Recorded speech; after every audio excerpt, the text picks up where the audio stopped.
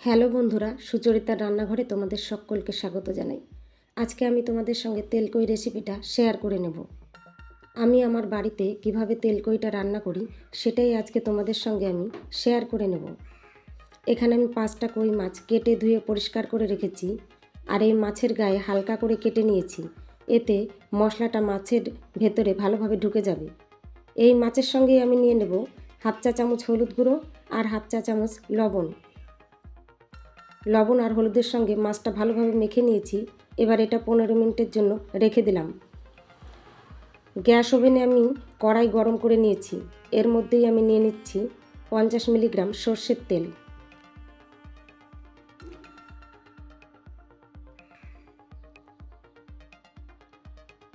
তেলটা আমার গরম হয়ে গেছে। এবার এই তেলের ভেতরেই আমি ছেড়ে দেব একটা একটা করে কই মাছগুলো।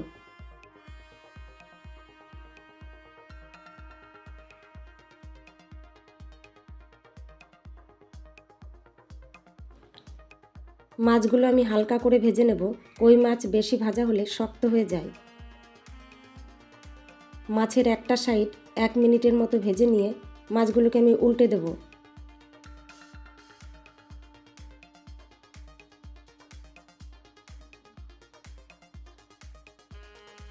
মাছের অন্য সাইড আর 1 মিনিটের মতো ভেজে নিয়ে মাছগুলোকে আমি তুলে নিলাম।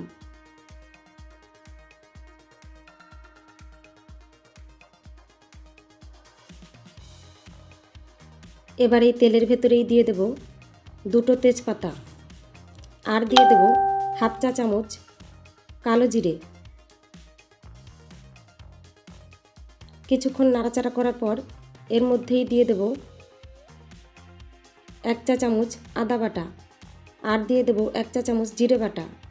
এর সঙ্গেই দিয়ে দেব 1 চা চামচ লাল লঙ্কা বাটা। এগুলো কিছুক্ষণ ভেজে নিয়ে এর সঙ্গে অ্যাড করে দেব হাফ চা চামচ গরম মশলা বাটা। কিছুক্ষণ নেড়ে চেড়ে নিয়ে এর ভেতরেই দিয়ে দেব একটা মাঝারি সাইজের টমেটো কুচি। টমেটোটা ভালোভাবে ভেজে নিয়ে এর ভেতরেই দিয়ে দেব স্বাদ মতো লবণ, আর দিয়ে দেব হাফ চা চামচ হলুদ গুঁড়ো।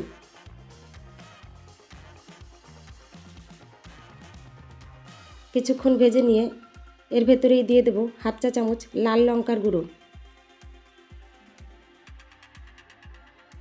এবার এই মশলাটাকে ভালোভাবে কষিয়ে নেব। মশলাটা আমি ভালোভাবে কষিয়ে নিয়েছি। এর সঙ্গেই আমি অ্যাড করে দেব আগে থেকে ফুটিয়ে রাখা গরম জল।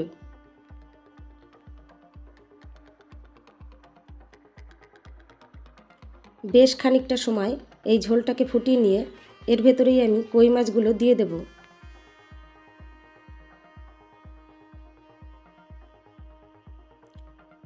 মাছগুলো ঝোলের সঙ্গে নেড়ে নিয়ে ঢাকা দিয়ে দেব।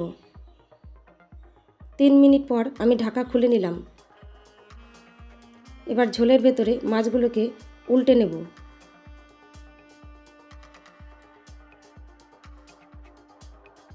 আবার ঢাকা দিয়ে দেব। 2 মিনিট পরে আবার ঢাকা খুলে নিলাম। মোট 5 মিনিটের মতো ঢাকা দিয়ে মাছগুলোকে রান্না করে নেব। বাকি 2 মিনিটের মতো ঢাকা খুলে ঝোলটাকে ফুটিয়ে নেব।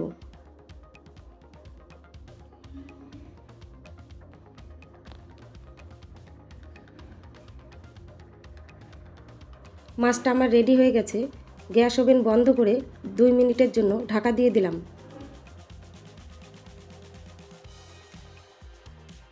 2 মিনিট হয়ে গেছে বন্ধুরা। এবার আমি ঢাকা খুলে নিলাম। এবার এই তেলকইটাকে একটা পাত্রে ঢেলে নিয়েছি। দেখো বন্ধুরা, তেলকই আমার একদম রেডি হয়ে গেছে। এবার এটা গরম সাদা ভাতের সঙ্গে সার্ভ করে নিলে একদম জমে যাবে। তোমরাও তোমাদের বাড়িতে এইভাবে তেলকইটা ট্রাই করে দেখতে পারো। আশা করি তোমাদের খুব ভালো লাগবে। আজকের মতো বিদায় নিচ্ছি বন্ধুরা। আবার চলে আসবো তোমাদের কাছে অন্য কোনো রেসিপি নিয়ে। ততক্ষণের জন্য বাই।